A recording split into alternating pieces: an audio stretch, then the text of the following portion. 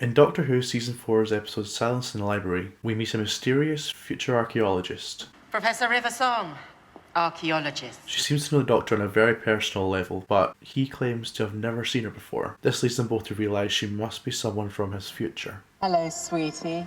One of the main reasons her character is so mysterious is because she always meets the Doctor in the wrong order. So, to keep things from getting confusing, I will quickly run through River's timeline from birth at Demon's Run to her death in the library. I will only be discussing her on-screen appearances over the course of the main TV show, but I am aware River does show up in other extended media such as comics or Big Finish audio plays. But since I have not experienced these, I will not be referring to them in this video. Also, please let me know if any part of the timeline is wrong. As I said, it is very confusing.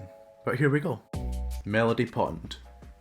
A baby was conceived on board the TARDIS while inside the time vortex. Her mother was Amy Pond and her father was Rory Williams. She was born at Demon's Run and named Melody after Amy's friend Mel from school. Unfortunately, Melody is swapped with a flesh duplicate by the evil Madame Kavarian. It is later in this story that the TARDIS crew are told by River that Melody is in fact her younger self. From there, Madame Kavarian raises Melody to be the woman who kills the Doctor. Melody is placed inside an old astronaut suit to tune the suit to her genetics. Once she has broken out of the spacesuit, she goes on the run and finds herself in New York. But due to disease or hypothermia, Melody becomes ill and her body dies. Due to her being conceived in the TARDIS during flight through the time vortex, Melody gains the ability to regenerate like a Time Lord, despite having two human parents. Rather than dying in a New York alleyway, Melody regenerates into Mel. Young Mel is drawn back to her parents through her programming, and they all grow up together at the same time, in the same village. Amelia tells Mel all about the mysterious Doctor she met in her garden one night. Amy helps Mel stay out of trouble, and Mel helps set Amy up with Rory.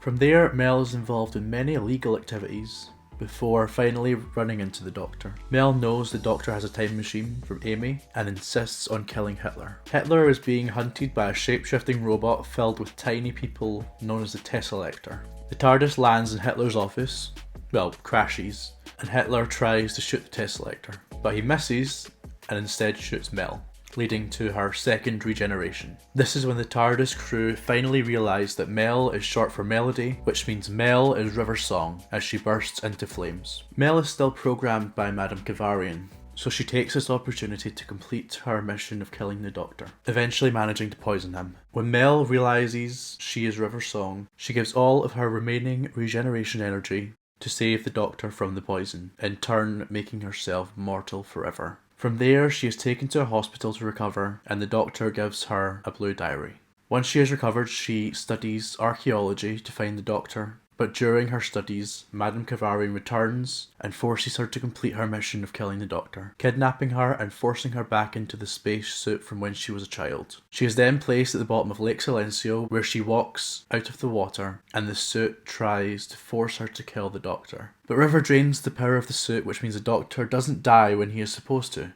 so time kind of breaks. In this alternative broken reality, the Doctor and River get married, and when they touch, it causes time to reset, restoring the sacred timeline, and River kills the Doctor.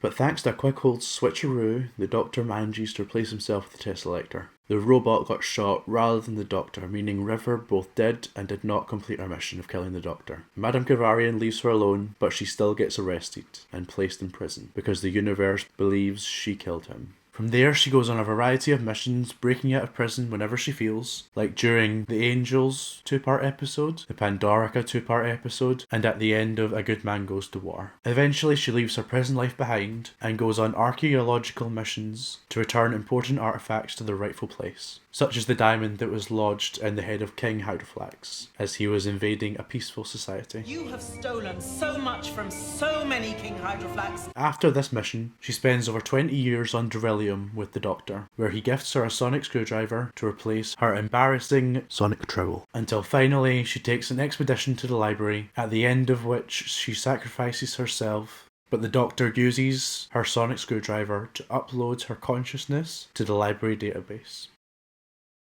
Since her first appearance in May 2008, the character of River Song has always been a mystery to both audiences and the Doctor. She keeps us incredibly intrigued throughout her time on the show, as she always seems to know more than she lets on, always keeping secrets to protect the timeline. But this dynamic of protecting the timeline goes both ways. The Doctor must also keep secrets from River, like in the episode Let's Kill Hitler, or The Husband of River Song, where the Doctor must try to protect her from finding out her own future. There are so many powerful moments created through this that feel bittersweet because we know more than the characters. Whether it's the Doctor and River's first and last kiss, when he doesn't realise. You're acting like we've never done that before. We haven't.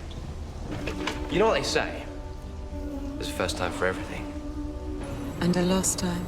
Or where she knows she'll be dying soon because her diary is running out. I think these moments, coupled with Alex Kingston's excellent line deliveries and Stephen Moffat's writing, are the reason I love the character so much, and why I believe she is the best character in Doctor Who. But that's just my opinion. Do you agree? Is River Song your favourite character in Doctor Who? Let me know in the comments below, and I'll see you in the next video.